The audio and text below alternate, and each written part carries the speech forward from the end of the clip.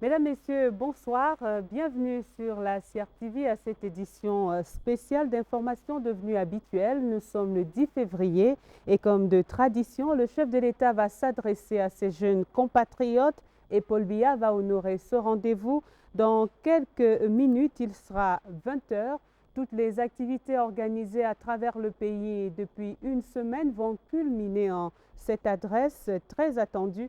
Le thème de la 49e édition de la fête de la jeunesse, vous le savez, met les jeunes face aux défis de l'heure, la paix et l'émergence. Les jeunes vont s'exprimer sur ces questions-là à travers des reportages ou même en direct sur ce plateau. Nous prendrons également des nouvelles de nos régions. Nous sommes ensemble pendant 2 heures de temps et c'est un plaisir d'être à vos côtés. Fonkamuta Boberna, good evening and happy Youth Day. Good evening, Evelyn. Happy Youth Day to you. The pleasure is shared. Like Evelyn rightly noted, it's another televised and radio broadcast address that we're going to be bringing live in about, say, 28 or 27 minutes.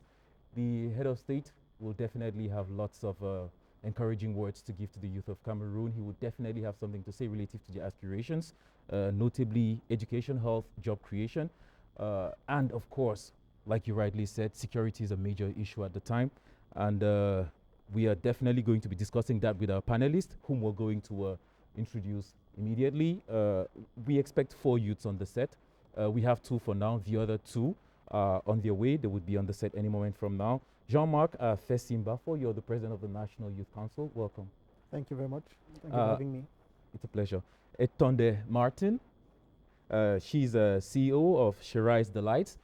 You are what I'll call a young, dynamic entrepreneur. Welcome. Thank you very much. We're expecting Alvin Henri Asembe, and we're also expecting Calixtus Abang. Stay on, like Evelyn rightly said, we're going to also bring you live feeds from our regions. They are definitely also going to bring in other youths who are probably youth leaders or entrepreneurs to opine on what the president is going to say tonight.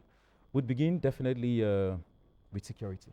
Tout à fait, Beau Bernard. Depuis quelques mois, les jeunes sont brutalement confrontés à la guerre, la menace aux frontières à l'est, mais surtout à l'extrême nord du pays porte la marque de la nébuleuse Boko Haram.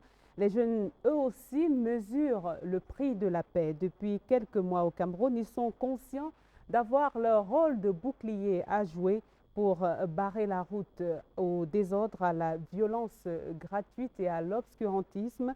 Mais ces jeunes sont engagés aussi au quotidien dans un autre type de combat, celui de la survie, de la quête d'un emploi contre les entorses régulières à la morale, une vie de combat qui est souvent nourrie à la fois d'angoisse et d'espoir. C'est le reportage que nous propose Serge Atangana-Bissou. Ils vendent cigarettes et crédits GSM au bord de la route ou trônent au comptoir du bar de l'heure. Ils jouent au foot ou préparent déjà les partiels en fac. Des activités du corps et de l'esprit qui laissent néanmoins une petite parcelle de la mémoire, tout au drame de nos frères qui subissent la guerre dans l'extrême nord. Les jeunes sont outrés. On ne peut pas accepter qu'un pays en paix, les gens viennent nous déranger. On ne peut pas accepter ça. Si même moi-même je peux les gérer, si c'est que je meurs avec eux, je meurs, parce qu'on ne va pas accepter qu'on nous met en désordre, on nous dérange. La jeunesse est fière pour ce que le chef de l'État fait par rapport à la lutte contre les Boko Haram. Nos interlocuteurs se recrutent dans les rues de Yaoundé. Ici, Boko Haram pour l'instant reste une réalité télé. La guerre, celle avec du sang, des armes et des enlèvements est loin. N'empêche, l'environnement capital recèle lui aussi ses propres scènes qui mettent la paix et la quiétude ambiante en insécurité. La fille du callbox a ses problèmes. Ses clients insolvables, mais bourrés d'astuces. Parfois, le client vient, il convoque le numéro, il envoie ailleurs. il revient pour dire que le transfert n'est pas bien passé. Moi, j'enlève seulement le message, je lui montre pour dire que le transfert est bien passé. S'il insiste. Non, s'il insiste avec le message, on parle au bureau MTN. On va te clarifier lui là-bas. Si vous voulez faire la violence, en tout cas, les voisins sont là, il va intervenir. Le comptoir du bar des années 2000, une place fortifiée avec barre de protection. Les clients sont de plus en plus violents. L'alcool n'est pas l'eau. Quand quelqu'un est sous, il y a un moyen de lui parler. Tu regardes, tu dois lui prendre doucement, tu lui parles dans un sens qu'il doit comprendre. Parce que si tu viens avec la force, il va te montrer qu'il est plus fort que toi. La carte, comme la bière, des distractions qui ne sont plus tout à fait marginales au campus, entre deux fronts. Les étudiants ont le recul nécessaire. Les débats de fac, c'est désormais entre copains d'abord. J'avais déjà mes amis. Bon, je mange toujours ensemble avec mes amis. Si une personne vient auprès de moi me dit que mon frère, tu vois, on doit faire comme ça, je dis que non. Comme je ne te connais pas depuis, je ne peux pas faire autrement. Moi, je suis vigilant. On cause souvent avec des amis qui sont ici. Ceux qui sont particulièrement de la région du centre, ils se disent que non, vous qui êtes, n'est-ce pas, du nord, c'est vous qui semez la terreur. J'essaie de les expliquer souvent par des dialogues. On essaie, n'est-ce pas, de se comprendre souvent que Boko Haram, ce n'est pas une affaire nordiste ni sudiste, c'est l'affaire du Camerounais.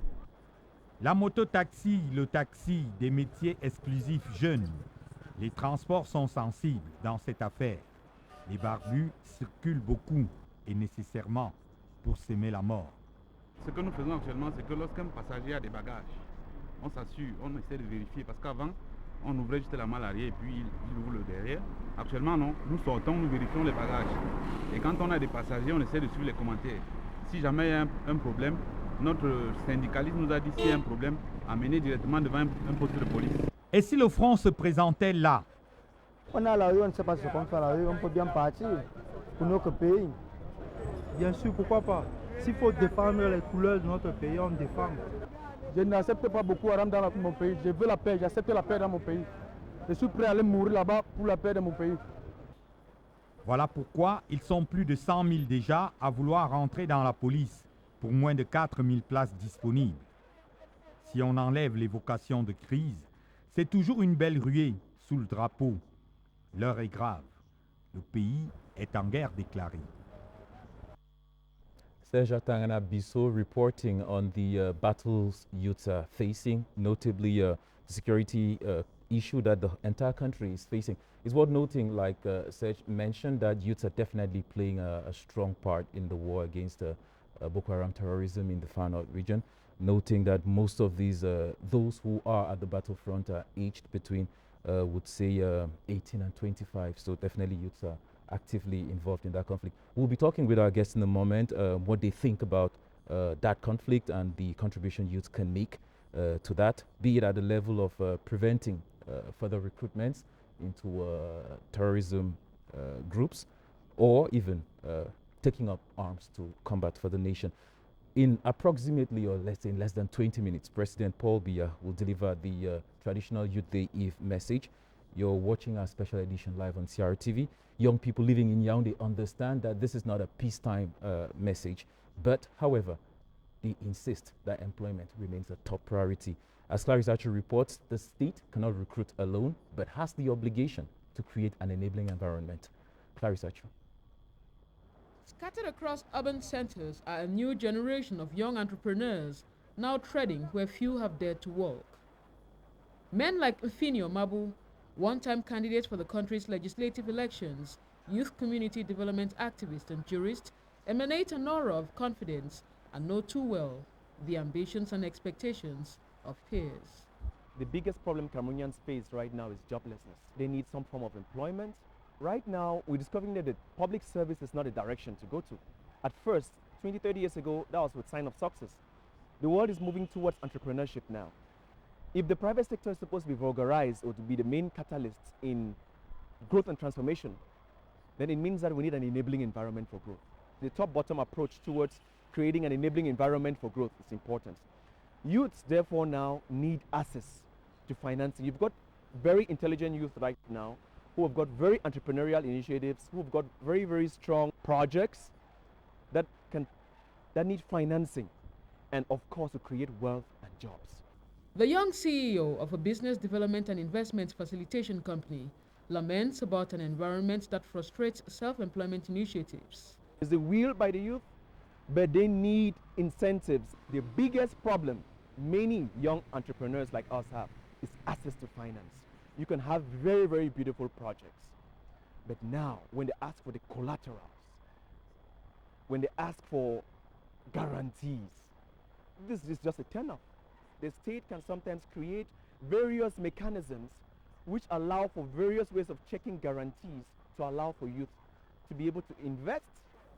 Similarly, young professionals like Barrister Luke Kisop, now setting up his very own law firm, want a more friendly environment that enhances professional development. We need to have a law school as well, because Cameroon needs to be able to harmonize its judicial professions so that there could be greater cohesion in the way justice is meted out.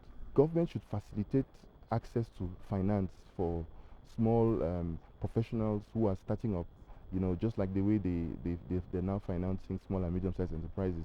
It is important that government should take into account that there are a lot of young engineers, medical doctors, pharmacists, lawyers who want to go private and need government facilitation to be able to help in the construction of the nation. People like Lawrence Neba, film producer with several trophies to his name and a remarkable participation at the renowned Ekran Noir Festival, just want to do their business better.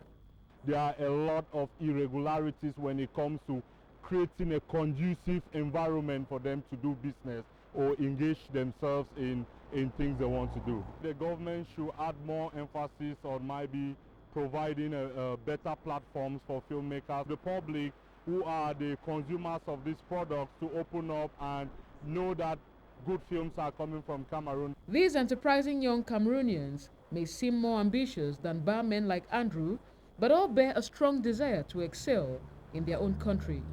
It is a little bit difficult to meet their dreams.